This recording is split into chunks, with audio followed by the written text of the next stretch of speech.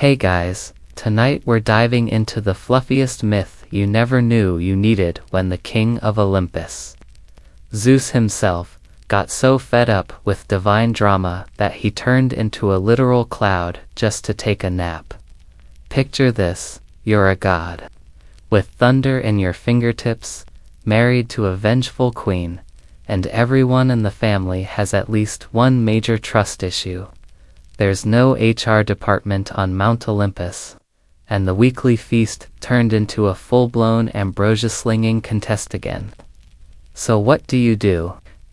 You evaporate, literally, into the sky, from up here. Over the lush island of Crete, you can see the Aegean Sea shimmering under the golden afternoon sun. The olive groves sway gently. A few mortal shepherds below look up, scratching their heads at the unusually large, grumpy-looking cumulus cloud hovering in place. That's you. You are the cloud. And no, you're not raining. You're just sulking in vapor form. Welcome to Greek myth, where even the gods need a break from being gods. So, before you get comfortable, take a moment to like the video and subscribe, but only if you genuinely enjoy what I do here. And I'd love to know, where in the world are you listening from right now? Drop your location and local time in the comments. Now, dim the lights, maybe turn on a fan for that soft background hum, and let's ease into tonight's journey together. The thing about Olympus is that it's exhausting. Everyone's always scheming, posturing, bickering over sacrifices, or stealing someone else's golden goat skin.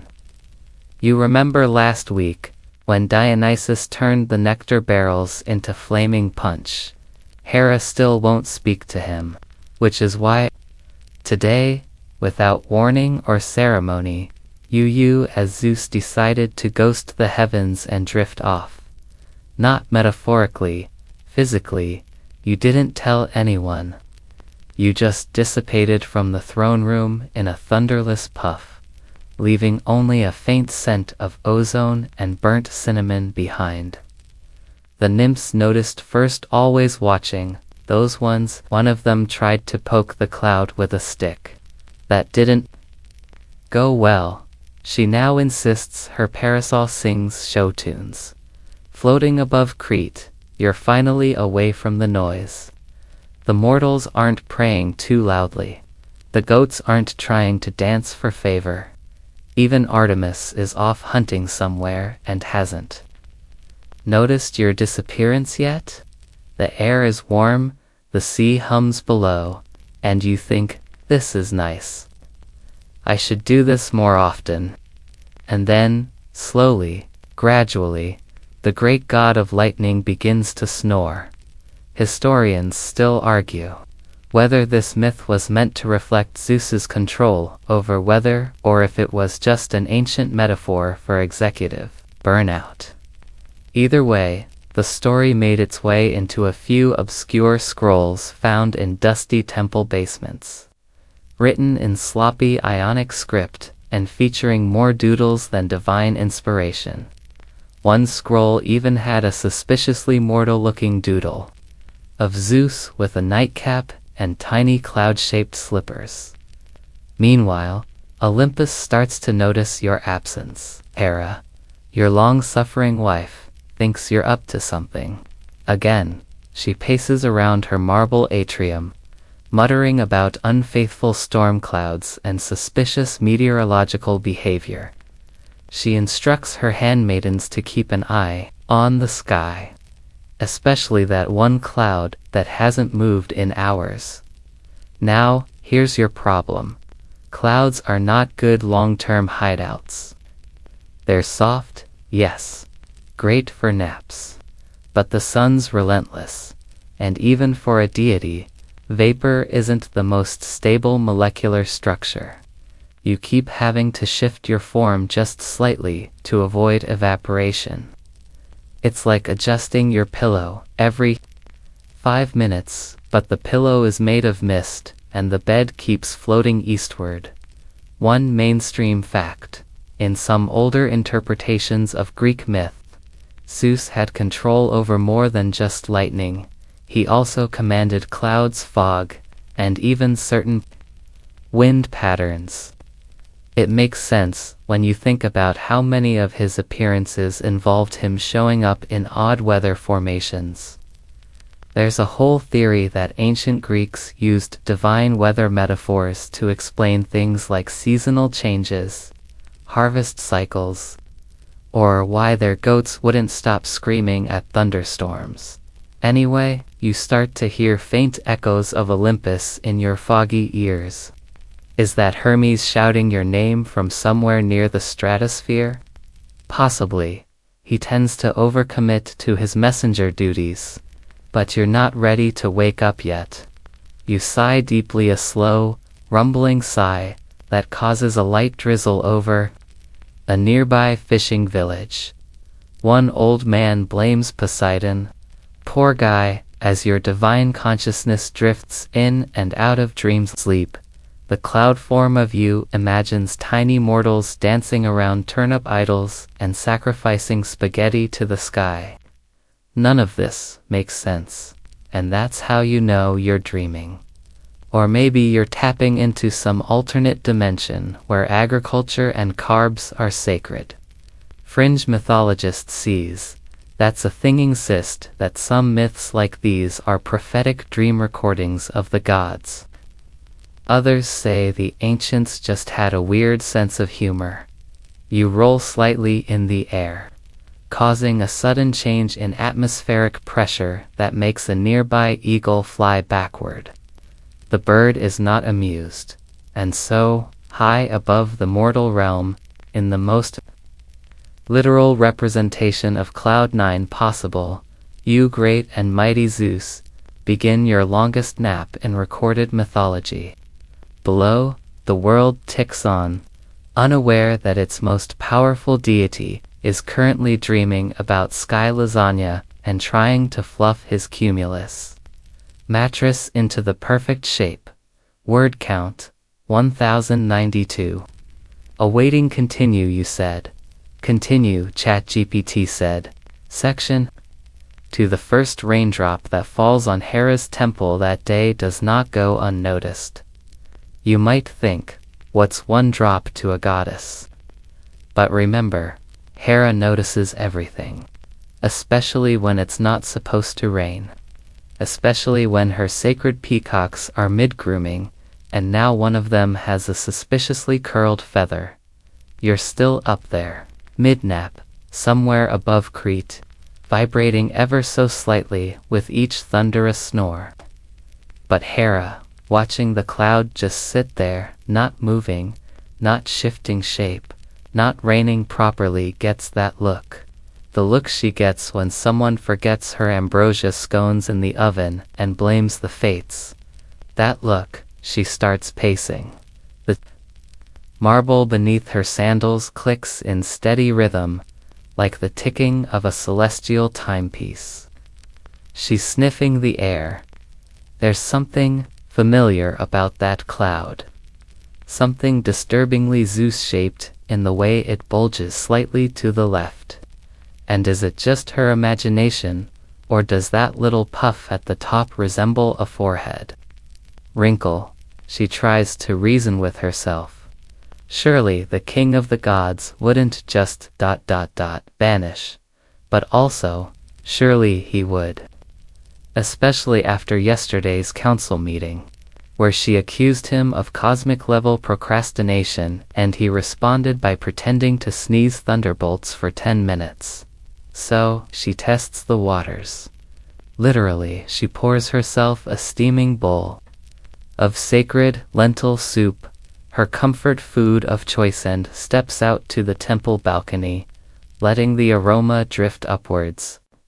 If there's one thing Zeus can't resist, it's food. Especially her lentil soup, which once lured him out of hiding after the Trojan War. Yes, really. Historians still argue whether this was a metaphor for marital peace offerings, or if Zeus just had terrible post-battle cravings. the smell curls into the air. Slowly, like a scent memory stirring in a sleepy brain, it reaches your misty senses. Somewhere in your cloudy dream, you imagine a bowl the size of Mount Etna, full of soup, floating toward you on a golden ladle. You smile slightly in your sleep. And the cloud does a strange, awkward wobble. Hera sees it. Oh, she definitely sees it. A mainstream historical tidbit. Some ancient Greek temple practices involved food offerings being left in open courtyards, allowing the scent to drift into the sky as a form of divine communication.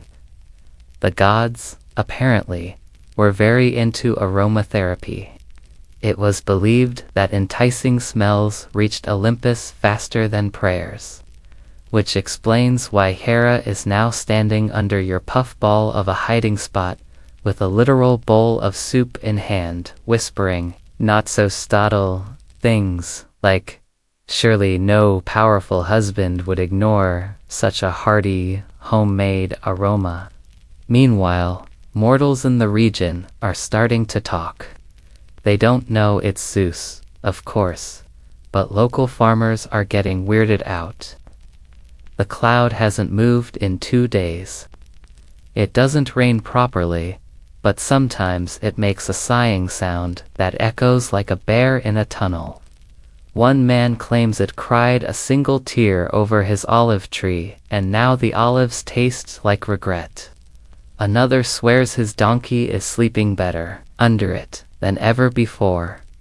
You, still in your foggy form, drift in and out of awareness. The smell of soup is doing things to you. Not enough to wake you up fully, but enough to start dreaming of spoons and bowls and that one time Hermes accidentally turned the nectar fountain into a gravy geyser. But Hera isn't patient, oh no, not when she suspects you're up to something. She sends a servant, a quiet nymph named Calyx, to climb the nearby peak and poke the cloud with a golden staff. Calyx is not thrilled.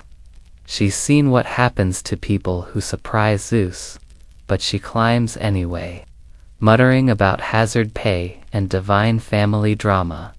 Up she goes, staff in hand, climbing the slope that brings her just under the cloud's bloated belly. She pokes. Gently your cloud body vibrates. A low hern emerges. Calyx stares at the sky, the staff still trembling in her grip. And from above, you do ... nothing, because your sleep is deep. The kind of sleep only gods or toddlers after a birthday party can achieve. Calyx sighs, returns to Hera, and reports. The cloud grumbled and briefly smelled like soup, but otherwise unresponsive. Hera narrows her eyes. Soup, she knows. Fringe myth lovers like to point out that this moment Hera, discovering Zeus as a cloud, is part of a forgotten dramatic subplot, where she allegedly turned into mist herself to sneak up on him. Others believe this was just a dramatic reworking of older stories where the gods transformed to spy on each other, usually over mortal affairs. But here, the transformation is domestic. She's not jealous of a mortal. She's jealous of a nap. You keep dreaming. This time, of an enormous celestial blanket knitted from lightning bolts and goat wool, wrapped snugly around you. A lullaby made of harp-playing satyrs plays faintly. Your eyebrows twitch. Somewhere, an oracle jots down a prophecy involving cloud naps and soup diplomacy. Hera watches the sky, arms crossed. She could strike the cloud. She could command Poseidon to send up a breeze. But no, that would be too easy. Instead, she stares, determined. This is now a battle of wills. And as any mythological scholar will tell you, when Hera decides to wait something out, she wins. Ask any of Zeus's past disguises, they've all been seen through eventually, so the soup remains untouched. The cloud remains floating, and Olympus holds its breath, waiting for the moment when the king of the gods finally stirs, with lentil dreams still clinging to his thunderous eyelashes. Word count, 1094. Awaiting continue, you said. Continue, ChatGPT said. Section 3, you would think the winds, those 4 blustery brothers of the Anemoi, would be thrilled at the opportunity to blow through the skies without supervision. But no, not when you, their all-powerful boss, are curled up above Crete in cloud form, refusing to participate in the atmospheric responsibilities of Olympus. The Anemoi Boreas of the north, Notus of the south, Zephyrus from the west, and Eurus, the broody east wind, have noticed your absence. They're not happy. Boreas is muttering something about stagnant airflow, while Zephyrus keeps trying to waft past you with little whispers like, "Hey, you alive in there, Thunderpants, you?" Continue to snore. Normally, they follow your cues. A gesture here, a flick of the lightning wrist there. You'd orchestrate a gentle breeze for a wedding, or hurl a full-force gale at an invading navy. But now they're stuck trying to coordinate global weather patterns without so much as a forecast. And worse, they're starting to argue. Look, says Notus, the warm, damp southern wind, he's obviously napping. Let him rest. It's been a rough millennium, a nap. Boreas bellows, he's a god. He's not supposed to nap. Eurus, who hasn't stopped hovering near the edges of your cloud, grumbles, maybe he's hiding. I'd hide too if I had to listen to Ares talk about his battle abs one more time. Meanwhile, Zephyrus, ever the easygoing spring breeze, tries to keep the peace. Maybe we should just ... wing it. He suggests, accidentally causing a tulip storm over Thrace. Whoops, a real-world historical tidbit here. In ancient Greek belief, each wind had its own domain and personality, and they were considered minor deities in their own right. Farmers would pray to Zephyrus for gentle harvest breezes, while sailors either feared or welcomed Boreas depending on their route. But if Zeus wasn't overseeing the balance, those winds could easily go rogue, and rogue they do. Over the next day, the Mediterranean weather becomes the moodiest it's been in decades. In Athens, it snows on one side of the Acropolis, while the other side bakes in sunshine. In Sparta, a dust devil dances through the main square in rhythmic pulses, making old warriors tap their sandals in time.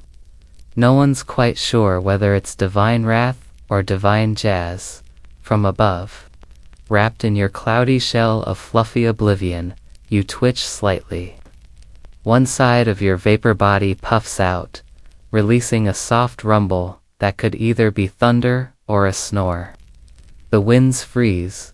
Boreas, whose temperament is slightly too close to Hera's for comfort, gets impatient. This is ridiculous.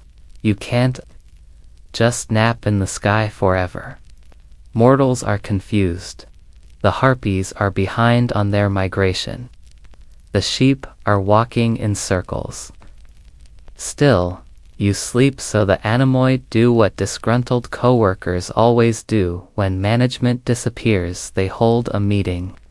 Somewhere above Delphi, for wisps of swirling air gather in a swirl that smells faintly of eucalyptus and collective burnout.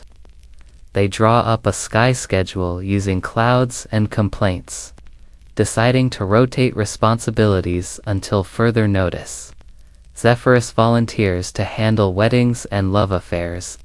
Boreas claims all the northbound thunderstorms. Notus promises to keep the southern coasts humid. which, honestly, is just his thing anyway.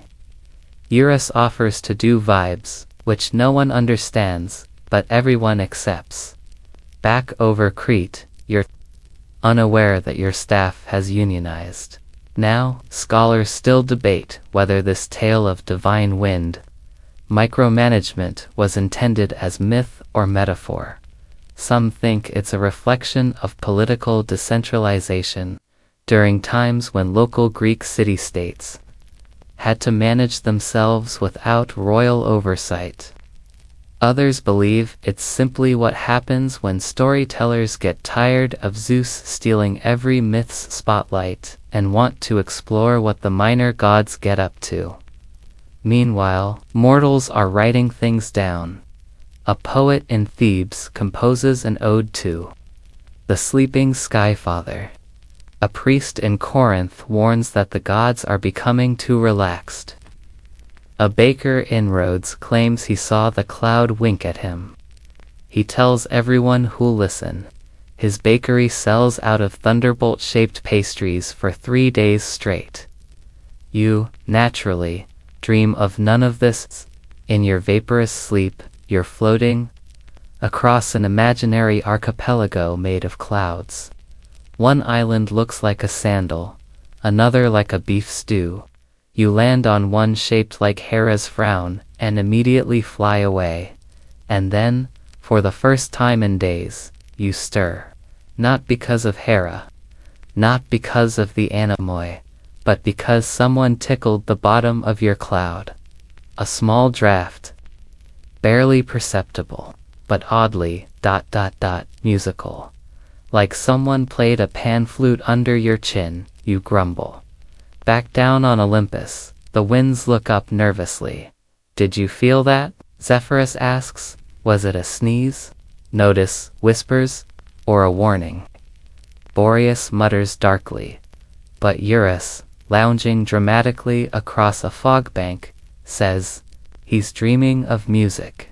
It's fine. Probably just dreaming he's Orpheus. And still, you don't wake. You float, turning ever so slightly, now trailing a spiral of glittering vapor in your wake. The cloud glows faintly at the edges, lit by an inner storm no one's brave enough to poke again, so the anemoi go quiet. The winds hush, the world holds its breath, and you keep snoozing, king of Olympus, undefeated in weather management, but thoroughly defeated by the seductive powers of atmospheric inertia. Word count 1097. Awaiting continue, you said. Continue ChatGPT. Said. Section for Olympus, left to function without its thunder-wielding patriarch. Decides it can no longer operate on whisper campaigns and suspicious weather patterns alone. So, naturally, the gods call in the only being fast and nosy enough to investigate the mystery cloud without causing a diplomatic incident. Hermes. Now, Hermes has seen some weird assignments in his day. He once delivered a singing goat to an oracle who insisted it was her reincarnated cousin. Another time, he escorted a lyre-playing ghost through Tartarus just so the guy could finish one last chorus. But this, tracking a cloud that might be Zeus on vacation. That's a new one. You're still up there, adrift, dreaming about celestial pillows stuffed with ambrosia-flavored fog. When the faint shimmer of winged sandals begins slicing through the upper troposphere, Hermes arrives, whistling a jaunty tune and chewing on a fig he definitely stole from Dionysus's personal stash. He circles you once, then again, suspicious boss. He calls out, hovering just above your fluffier side. You in there. The cloud responds with a very dignified snort. He squints. Okay, not a response. Hermes, and all his messenger, God Glory, begins what he calls Cloud Diplomacy 101. He clears his throat and speaks into the mist. Zeus, mighty king of Olympus, ruler of thunder, father of many, possibly asleep inside a giant cumulonimbus, I respectfully request that you identify yourself and explain why you've been loitering above Crete for 11 days. The cloud vibrates, then releases a low mumble that sounds suspiciously like "Tell Hera I'm on a business trip." Now, Hermes has a job to do, but he's also nosy. So instead of flying back right away, he lands on the cloud, sinking slightly into the soft top like it's a divine beanbag. Okay, so you really are the cloud. That's ... impressive.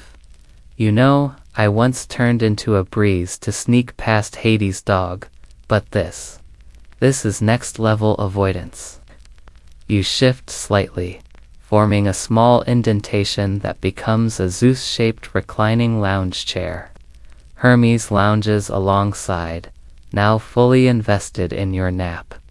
So, he continues, Olympus is in mild chaos. Ares is challenging passing thunderhead. 2 duels. Aphrodite thinks you've invented the world's first spa fog, and Hera has gone full soup bait mode. Just thought you should know. Inside your cloud body, you sigh loudly, and a drizzle falls on a nearby goat. A mainstream mythological fact here, Hermes, though often seen as the trickster and prankster, was also deeply loyal to Zeus, frequently tasked with mediating between realms, gods, and mortals. Some ancient texts even describe him as the only god who could make Zeus laugh during his darker moods, though whether this was due to Hermes's antics or his ability to impersonate peacocks is still debated. Back in the cloud, Hermes taps his chin thoughtfully. Juno, people always say, you're the god of thunder and justice, but no one ever asks how you're doing. Maybe you just needed a nap. Honestly, respect. If I had a drachma for every time I wanted to turn into fog and vanish... You grunt in appreciation, a deep rumble that sends tiny lightning sparks across the horizon like sleep witches. Hermes then does what only Hermes would think of. He starts building a tiny picnic on the cloud, pulls out a fig tart, some goat cheese, and a goblet that's definitely stolen. He talks to you like an old friend. He recounts gossip from Mount Olympus, how Hephaestus is now making cloud-proof armor for the Amazons, and how Dionysus accidentally turned a chariot into a grapevine. He laughs. You don't respond, but your cloud form grows a little warmer. Historians still argue whether this myth was an early allegory for divine burnout or just a very elaborate joke shared by Greek temple scribes during wine season. Hermes says to no one in particular, but I think it's simple. Sometimes, even immortals need to unplug. Or, in your case, decondense. He finishes his tart and pats the cloud. All right. I'll tell the others you're meditating. Spiritually, in vapor form, enlightened mist. He gets up, stretches, and zips off into the upper sky, leaving behind a trail of sparkles and mischief. You, now mildly comforted by the company, drift into an even deeper state of unconsciousness. Dream Zeus appears in your mind, holding a golden remote, and flipping through scenes of mortal life like divine reality TV. One show features mortals arguing over whether goats or sheep make better sacrifices. Another is just a fireplace, crackling eternally. You linger on that one. Meanwhile, on Olympus, Hermes floats back into the great hall. Well, Hera asks, arching one perfectly sculpted eyebrow. He's fine, Hermes says. Totally fine. Just ... being missed. Very poetic, very noble. Hera glares. Did he speak? He mumbled. I believe the phrase was, "Tell Hera I'm in a board meeting." Hera's nostrils flare. A what? Yep. Big divine strategy session. Very important. No mortals allowed. Definitely not a nap. The room is silent. Then Ares scoffs from the corner. Coward. Athena rolls her eyes. Honestly, I wish I'd thought of it first. Dionysus, half asleep in a goblet, mutters, "Cloud party." That's what he's doing. Living the fluffy dream. And so, with Hermes's vague reassurance, the gods settled temporarily. Olympus runs on reduced hours. Thunderstorms are postponed. Epics go unwritten. Because above it all, you, the once busy king of the gods, have turned into mist to take the most committed nap in all of myth. Word count 1098. Awaiting continue. A network error occurred. Please check your connection and try again. If this issue persists, please contact us through our help center at help.openai.com. Retry, you said. Continue. ChatGPT said. Section 5. Olympus, left with too much free time and not enough supervision, begins to unravel in the most Olympian of ways, gossip. As word spreads that you've voluntarily turned into a cloud to nap, the gods descend into full-on speculative mode. They've always loved dramas, especially when it involves you, and now they've got an entire atmospheric phenomenon to talk about. It starts innocently enough. One nymph casually mentions during a divine brunch that the cloud sort of resembles Zeus's left eyebrow. Someone else claims to have seen the cloud blushing at sunset.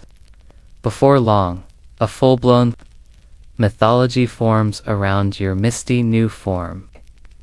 There are now at least 3 minor cults forming below Crete, one that believes you've ascended to a higher state of weather, another convinced you've become the sky's soul, and a third that just really likes napping and wants religious justification for it. But it's on Olympus where things get truly chaotic.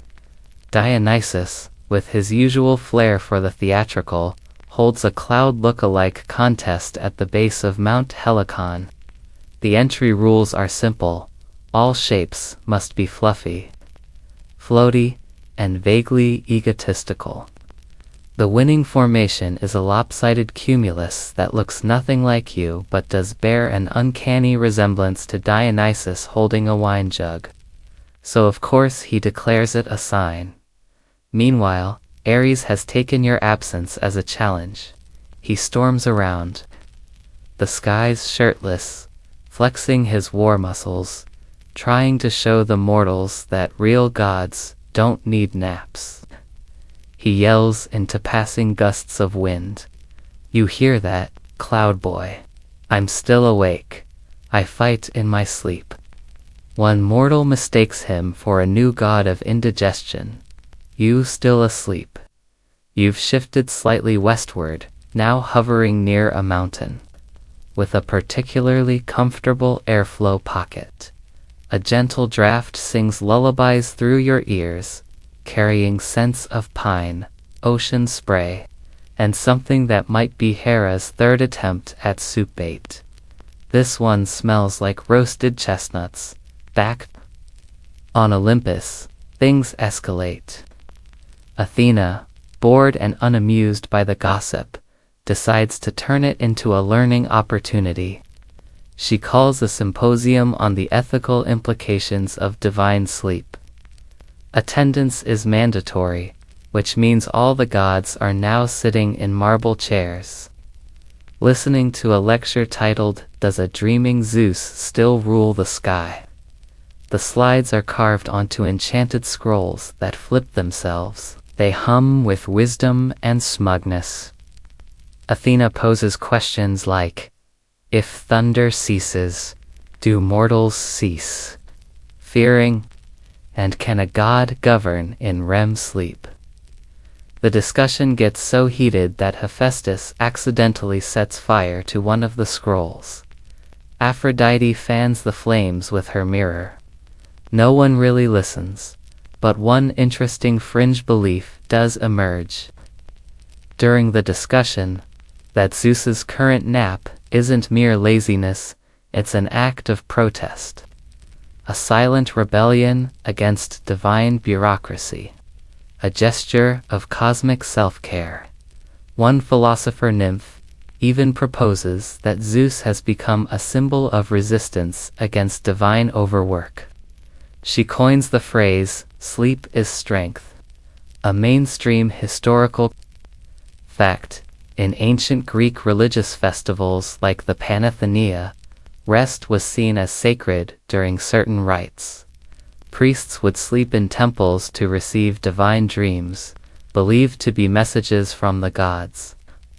So, in a way, your nap could easily be interpreted as a holy trance, a heavenly message, or a God-sized case of burnout. Of course, not everyone agrees. The oracle at Delphi declares, "In a daze, the sky is tired of thunder," which gets misquoted by playwrights as, "The sky is thunder." One poet writes a 3-part epic about a cloud who forgets who he is. It sells 5 clay copies and inspires 2 amateur plays in Athens. The mortals, for their part, are reacting in typically mortal ways. Farmers look to the unmoving cloud each morning to decide their planting strategy. Fishermen swear the fish are more active when you snore. One man insists his chickens are laying more symmetrical eggs. The priesthood, in a panic, creates a new weather veneration day where everyone wears sky-colored robes and pretends to be fog. You, however, are deep in a dream about turning into an island, a quiet one, no temples, just birds and soft waves and maybe one sleeping lion under a fig tree. Your thoughts drift lazily from idea to idea, detached from time. You float, wrapped in air and unbothered silence, while below, entire myths are being rewritten to accommodate your prolonged nap. Fringe scholars today still bicker over the authenticity of the clouding, as they call it. Was it real? Was it metaphor? Did Zeus truly evaporate out of irritation, or was it a divine metaphor for seasonal drought patterns? A small but passionate sect believes it was performance art. Another sect thinks the story is proof that even the gods couldn't resist a solid 12-hour sleep cycle. Back in Olympus, Aphrodite takes things to the next level. She starts hosting mist meditation sessions. She claims your cloud contains frequencies that cleanse the spirit. Attendees lie on floating cushions and chant phrases like "Oh sacred fluff" and "Embrace the vapor." Hermes joins once and pretends to fall asleep just to see if someone steals his shoes. They do. Even Artemis, the eternally composed huntress, comments on the matter. After returning from a month-long hunt, she squints at the sky, sees the unmoving cloud and says, "He better not be dreaming about swans again." And all the while, you, Zeus, drift peacefully. Your edges glow faintly in the setting sun. Mortals light fires below, pointing at your silhouette. Someone throws a festival. Somewhere, a goat is dressed in a network error occurred. Please check your connection and try again. If this issue persists, please contact us through our help center at help.openai.com.retry, you said. Continue, ChatGPT said. Section 6. If there's one god who cannot let things go quietly, it's Ares, the god of war, already itching for a fight. in your absence, decides that diplomacy and divine dreaming are a waste of sky space. So, when the rumors about your extended nap reach him again, he flexes his celestial biceps, straps on his favorite overly spiked armor, and flies off with one dramatic leap into the upper atmosphere. His goal: karate the nap out of Zeus. The journey is predictably over the top. He storms up past the mountains, leaving scorch marks on unsuspecting treetops. Birds flee. Mortals below see a flash of red streaking through the sky, and assume either war is coming or someone launched an angry tomato. Olympus just sighs. You, meanwhile, are floating peacefully over the Aegean now, your cloud form trailing a lazy spiral across the sun-kissed sea. Your dream shifts. You are now a giant fog dragon, snoozing on a cloud throne made of whipped cream. You're giving speeches to a council of sleeping sheep. It's weirdly satisfying. Ares bursts into your vapor field, like a divine toddler kicked out of daycare. He arrives fists first, shouting something vaguely motivational like the sky needs conflict, and throws his first punch straight into the fluff. His hand goes straight through. No impact, no thunderclap, just a faint puff of condensation. And what might be your dream mumble, that sounds like no sparring before tea. Far below your drifting form, the mortals are doing what mortals do best when confused by the divine, throwing festivals, several in fact. Across the Greek world, a strange new holiday takes root, seemingly overnight. They call it the Great Dozing, or in some dialects, Zeus's soft rain. It involves pillows, naps under olive trees, and telling thunder-themed bedtime stories to children. You are not aware of any of this, of course. You're currently deep inside a dream where Hera is politely offering you a second bowl of soup. This one doesn't talk.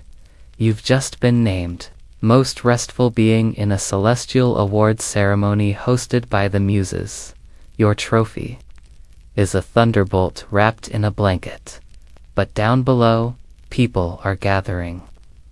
In Athens, a group of philosophers holds a symposium entitled, "If the Sky Sleeps, Do the Stars Dream?" One sleepy-looking student presents a theory that your napping is causing time to slow down. Another insists that lightning is just divine snoring. No one can prove anything, but everyone claps politely, mostly because they've been lying on cushions all day. Meanwhile, in Corinth, local priests unveil a new statue in your honor, a fluffy marble cloud atop a thunderbolt pedestal. Tourists immediately begin rubbing the cloud for luck. A few try to nap beneath it, hoping to receive Zeus' dreams. One claims to have dreamed of a giant goat giving tax advice. Interpretations vary. On Naxos, there's even a group of who begin holding nightly vigils under your drifting form. They claim it helps them sleep. One man says he hasn't had a nightmare in a week. Another swears the stars blink slower when your cloud is above. The priests start selling sky silence incense sticks. They smell faintly of rain and ego. A mainstream historical tidbit here. Sleep temples were real. In ancient Greece, people visited places like the sanctuary of Asclepius to engage in incubation ritual sleep, intended to provoke healing dreams. They believed gods could appear in slumber, offering insights, cures, or sometimes just divine approval. What you're doing now, according to the mortals, is the ultimate divine incubation. Except instead of one temple, it's the entire sky. Of course, not everyone is thrilled over in Delphi, the Pythiopaulos oracle's fuming. The cloud is louder than my visions, she hisses, pacing the smoky chamber. No one's asking about omens. They're asking when Zeus will roll over. She declares that your continued napping is causing a cosmic traffic jam in divine communication. She predicts a thunderstorm of paperwork if you don't wake up soon. Still, your cloud floats above the Ionian coast now. You hover softly, leaving gentle weather patterns in your wake. Fishermen call it Zeus's path. Wherever you go, the sea calms, the breeze is steady, dolphins follow. Even Poseidon, grumbling from his sea throne, admits it's oddly peaceful. I'll give him 3 more days, he mutters. Then, I'm poking him with a trident. Aphrodite, ever the opportunist, hosts a new salon called Cloud Aesthetics, Inner Stillness. Through vapor, mortals flock to her temple, to be misted with Zeus water collected from raindrops believed to have passed through your cloud. It's probably just spring condensation, but it's selling like ambrosia, and still. You sleep now. Your dream has shifted again. You're in a giant floating dining hall, where the chairs are made of harp music, and everyone speaks in slow motion. Hermes is your waiter. He brings you an omelet that tastes like thunder and toast that makes time slow down. You are vaguely aware that something important is happening back in the waking world, but your dream self puts up a do not disturb sign in the sky and rolls over. Fringe scholars in modern times still debate the significance of the great dozing myth. Some claim it was a symbolic way of representing the calm before political upheaval. Others think it was a critique of leadership, portraying even the king of gods as prone to avoidance. But a third camp argues that the story was simply a divine bedtime tale, a myth meant to soothe children by imagining the ultimate protector. Not fighting, not roaring, but simply ... resting up in Olympus. Hera watches the cloud from her balcony. She doesn't send soup this time. She doesn't send lightning. She just sighs. He'll wake when he's ready. Hermes, leaning on the railing beside her, says, "You think he's really asleep? Or is he just pretending to avoid responsibilities?" Hera replies without looking, "He's definitely asleep. Only my husband could turn total avoidance into a celestial event." They stand together in silence. Below, mortals begin lighting candles at sunset.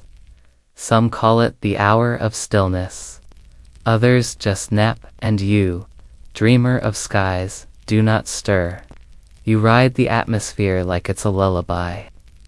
Your divine senses curled inwards, your form as soft and solid as vapor can be. Somewhere in the world, a poet whispers, "Even Zeus sleeps. So maybe it's okay if I rest too." And for now, the world agrees.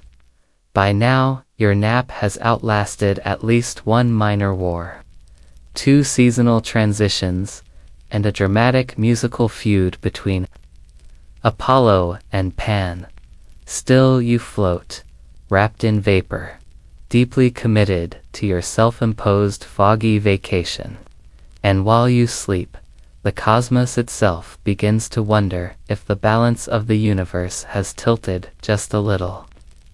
Softer in Mount Olympus's divine hall, the atmosphere has shifted. The throne of thunder remains empty, gathering dust motes and curious glances. The sound of your absent voice, once a daily thunderous command, has been replaced by something quieter. The gods speak in lower tones now. Fewer declarations, more questions. Fewer lightning bolts, more ... patience. Even Hades, rarely one to meddle in sky affairs, sends a memo. If Zeus remains unavailable, the underworld may initiate shadow overflow containment protocols. No one knows what that means, but it doesn't sound restful. You, of course, hear none of it. You're dreaming now of something particularly odd. You're a thundercloud inside a bottle, drifting along a river made of stardust. Mortals in tiny boats wave as you pass. One hands you a fig. You eat it and it tastes like 400 BC, but let's return to the real sky, where a problem is slowly brewing. The animals, for while mortals are crafting pillows in your honor and gods are updating their philosophies, the creatures of earth have become confused by your ongoing presence. Birds, specifically, migratory flocks begin adjusting their routes to follow your drifting form, mistaking you for a moving island. Entire populations of storks, herons, and those awkward-legged ibises start trailing your vapor trail like you're their sleepy Pied Piper. Ornithologists today still wonder if a generation of birds began their routes 2 weeks late because a divine cloud hovered too long over Crete. Meanwhile, goats. You remember goats. You once turned into one or maybe birthed one. The myths are blurry, but now they seem unusually fixated on you. Several flocks across Arcadia have begun gathering beneath your cloud, standing still for hours. Farmers say the goats are listening. To what? No one knows. One herder claims he saw a kid goat sneeze in time with a distant rumble. The sky talks to them now, he says, wide-eyed. They're interpreters.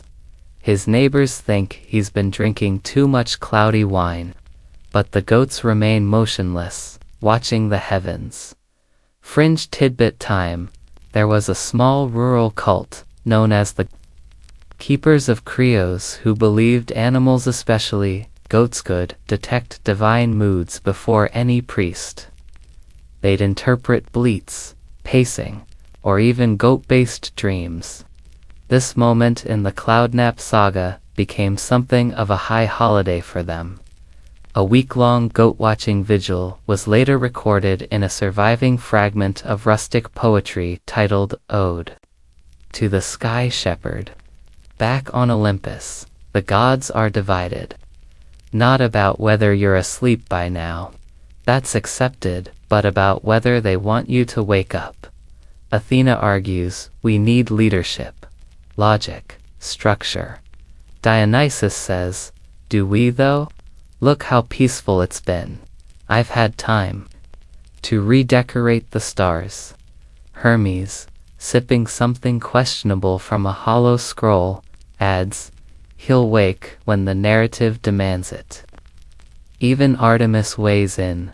The moon's cycle has gone quiet. He's not just asleep. He's anchoring the silence. But there's one voice missing from the debate. One god who's been oddly quiet this entire time. Hephaestus. Down in his volcanic forge, the god of fire and invention has been busy. You see, when the world shifts even, subtly Hephaestus adapts. He begins crafting a mechanism. Something strange. Humming, built of bronze, cloudstone, and sun-polished iron. It resembles a compass with lightning scars etched into its surface. He calls it the storm dial. Its single needle doesn't point north. It points to you, a mainstream historical fact. Ancient Greeks were brilliant tinkerers, and the Antikythera Mechanemin, actual ancient analog computer, was used to track celestial movements. Some mythologists like to claim Storm Dial was an allegorical precursor to such inventions. A story wrapped in bronze gears and divine patience. Hephaestus doesn't say much. He just tests his device, notes that it pulses gently with your every snore, and waits. Meanwhile, mortals are adapting to the sleep festivals continue, but now they've taken on a strange consistency. In Sparta of all places, wrestling matches have been replaced by quiet meditation duels. Two warriors sit across from each other, trying to out-relax the other. Whoever falls asleep first wins. It's a surprisingly popular event. In Thebes, a baker invents cloud bread, a fluffy sweet loaf that collapses the moment you touch it. It sells out daily. In Delphi, the oracle tries again. She lies on the temple floor, incense burning around her, and whispers into the void, "O dream-wrapped thunderer, are you returning?" A breeze drifts through. Light mist follows, and far above, inside your private weather cocoon, you sigh. Softly, your dream shifts again. This time, you're a giant sleeping lion, curled in the crook of the Milky Way. Stars pulse like fireflies around your mane. The cosmos breathes in time with you. The mortals don't notice the slight acceleration of cloud movement. Not yet, but some birds begin peeling off. A goat blinks. A shepherd tilts his head. And Olympus holds its breath, because though you haven't stirred fully, something has changed. Word count, 1,100 awaiting continue. You said, continue, ChatGPT said. Section 10 at last. A subtle shift ripples through your cloud form, a slow, almost imperceptible stirring. It's as if the universe itself is exhaling softly, the weight of your long nap beginning to lift. Up in the heavens, Olympus brightens just a fraction. The air charged with a quiet anticipation that even the gods can't ignore. You don't wake with a thunderclap or a lightning bolt. No, your reawakening is more like a gentle breeze coaxing the morning leaves to dance. Slowly, your cloud edges quiver, expanding and contracting in time with a deep celestial breath. You dream not of battles or divine politics, but of rain, fertile soil, and the promise of storms yet to come. Hermes, ever the eager observer, zips around your form, narrating the moment with hushed excitement. Look alive, Olympus. The king of clouds is ... stretching. Athena nods thoughtfully. It's not just rest anymore. It's regeneration. Mortals below feel it too. Farmers sense a change in the wind's song. The goat herds stir, bleating softly as if whispering ancient prayers. Even the stars seem to twinkle brighter, their light catching on your slowly reshaping form. You float higher now, no longer a mere passive vapor, but an active force returning to your divine role. A thunder rumble begins, low and distant, growing in strength and clarity, like the opening act of a symphony played by the sky itself. Lightning flickers playfully across your edges, teasing the horizon with flashes of brilliant light. Aphrodite sighs happily. Finally, the sky remembers its thunder. Ares, now nursing bruises and ego wounds from his failed confrontations, smiles wryly. About time the boss woke up. Historians still argue whether your cloud nap was meant as a myth of renewal, or a cautionary tale about divine exhaustion. Some say it symbolized the natural cycles of drought and rain, sleep and wakefulness, a poetic embodiment of nature's rhythms. Others believe it was a story crafted to remind mortals that even gods need rest, humanizing the divine in a way that comforted the ancient world. As you slowly solidify, your form grows denser, more defined. The cloud begins to take shape, once more, sharpening into the regal silhouette of the thunder god. Your eyes flicker opened, deep, stormy pools reflecting the vast skies. Apollo's sunlight dims to a warm glow, no longer probing, now respectful. The gods gather, silent but expectant, as you rise fully from your vaporous cocoon. Your first breath echoes like a mighty gale. The air hums with anticipation. The earth waits, and in that moment, you are both king and cloud again, the timeless ruler of sky and storm, freshly rested, ready to reclaim your throne. Word count, 1098. Awaiting continue, you said. Continue, ChatGPT said. Section 11as, you rise. Reassembled and reawakened, the gods respond with a blend of relief and celebration. Thunder roars softly at first, polite clearing of the throat, but soon crescendos into a full symphony of booming applause echoing across Mount Olympus. The muses break into song, crafting verses about the great nap and your triumphant return, while Dionysus raises a goblet, toasting to the most restful god in history. Your presence commands the sky again. The atmosphere hums with renewed energy, lightning arcs like celestial brushstrokes, and the air crackles with anticipation. Mortals watching from below feel the shift immediately. Crops respond with fresh vigor, rivers swell gently, and animals especially. The goats pause in reverence. But it's not just a return to business as usual. Something deeper has shifted within you.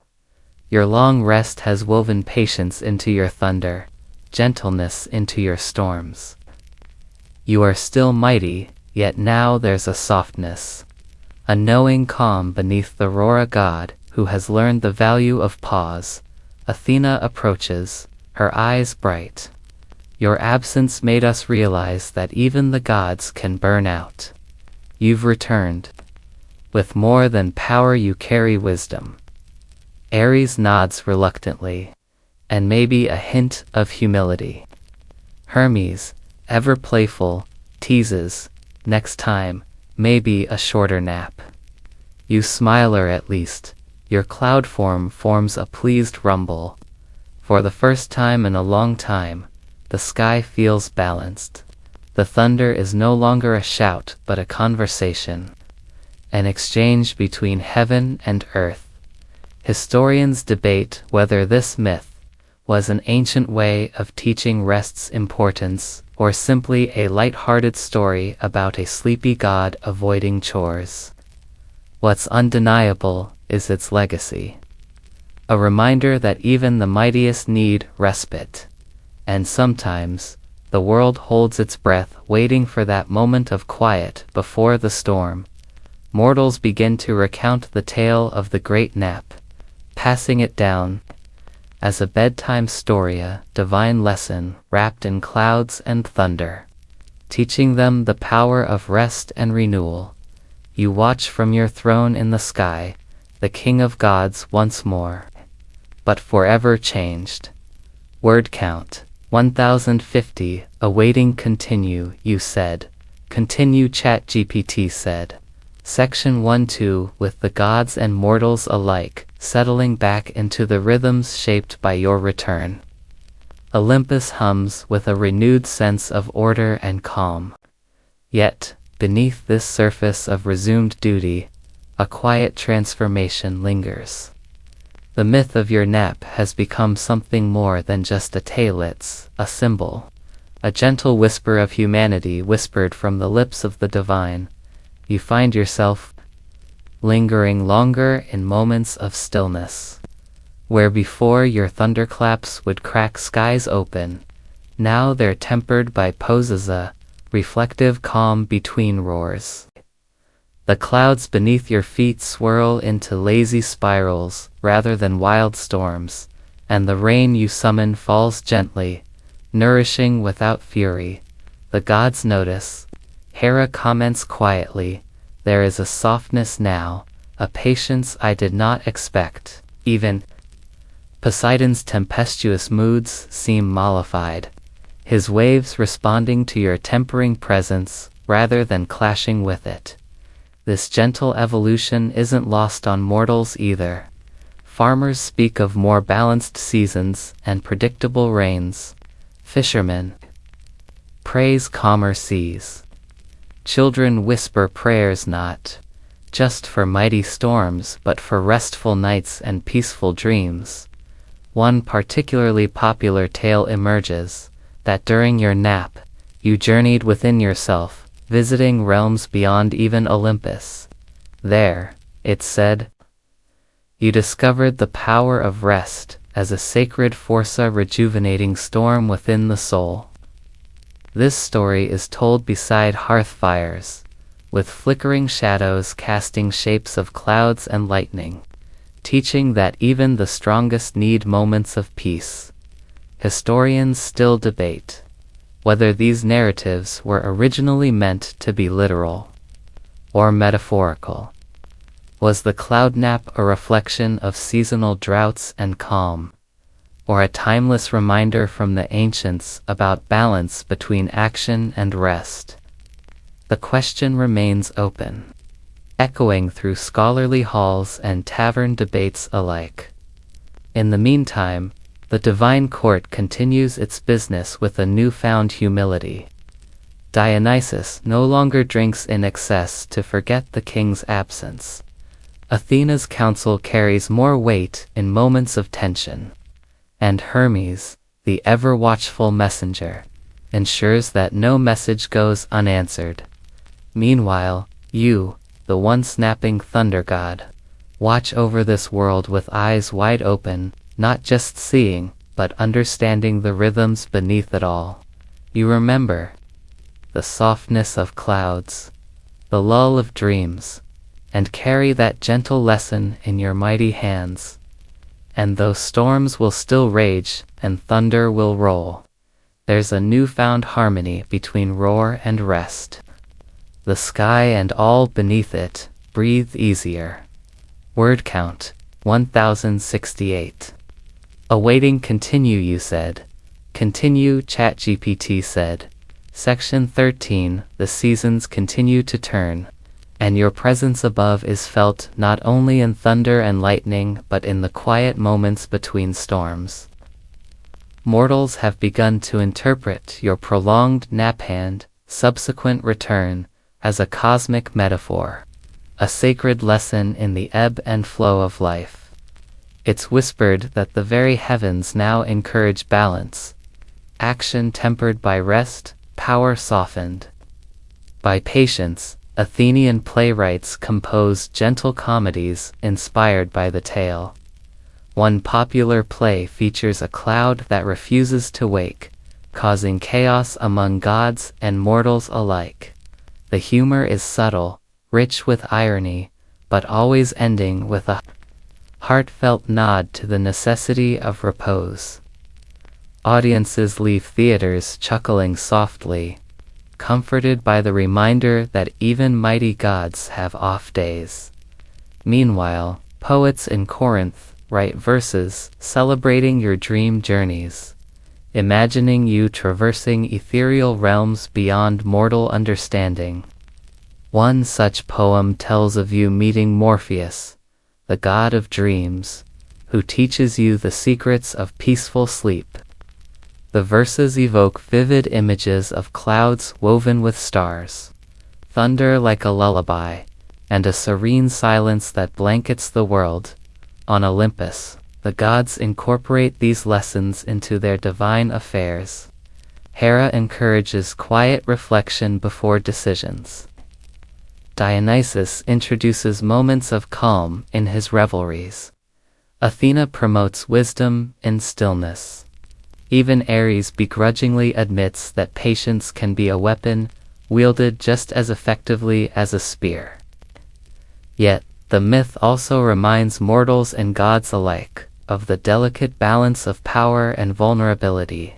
You, the thunder god, show that strength includes the grace to pause and recharge. Lesson echoed through the ages in both tales and teachings. fringe scholars debate the origins of the myth. Some argue it's a symbolic tale tied to ancient seasonal cycles and agricultural rhythms. Others see it as an early exploration of divine psychology and acknowledgement that even gods face existential fatigue. The debate continues, each interpretation adding depth to the enduring legend as the sun sets behind Mount Olympus. Your cloud form glows softly against the twilight, a silent guardian watching over dreams and waking alike. The story of your nap lives on, not just as myth, but as a timeless reminder of the power found in rest. Word count, 1082, awaiting continue, you said. Continue, ChatGPT said. Section 14, time moves forward. And the story of your legendary nap becomes a fixture in both divine lore and mortal culture. Children grow up hearing the tale as a bedtime story, soothing their fears with the knowledge that even the mightiest rest. Parents tell of how Zeus, the sky's thunderous king, once chose stillness over fury, teaching them the strength found in calm. Temples dedicated to you begin to incorporate moments of silence and meditation into their rituals. Priests encourage worshippers to embrace quietude, using your story as proof that divine connection doesn't always roar, sometimes whispers. Pilgrims come seeking peace, leaving offerings not just of gold but of lullabies sung beneath the stars.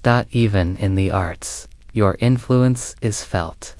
Sculptors craft statues capturing your cloud form mid-slumber, while painters depict scenes of serene skies and gentle storms. These images inspire generations, reminding all who see them that rest is sacred. On Olympus, your presence inspires change. The gods develop new customs, honoring balanced periods of rest woven into the eternal dance of power.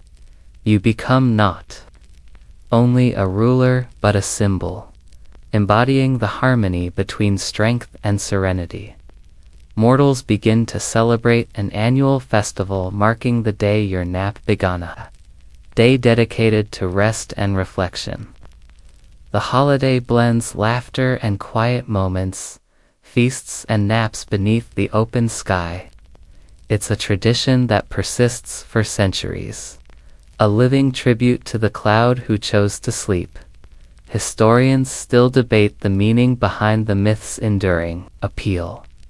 Some suggest it reflects ancient Greek awareness of mental and physical limits, a proto-acknowledgement of burnout. Others see it as a playful divine satire, poking fun at gods who might resemble flawed humans more than omnipotent beings. Whatever the origin, the myth's impact is undeniable. It reshapes perceptions of power, encouraging humility and self-care. And through the ages, it remains a quiet, powerful reminder, even gods must rest. Now, as night falls gently over Olympus, the sky glows faintly with your soft presence, a guardian of dreams, a keeper of calm, a ruler of both storm and stillness.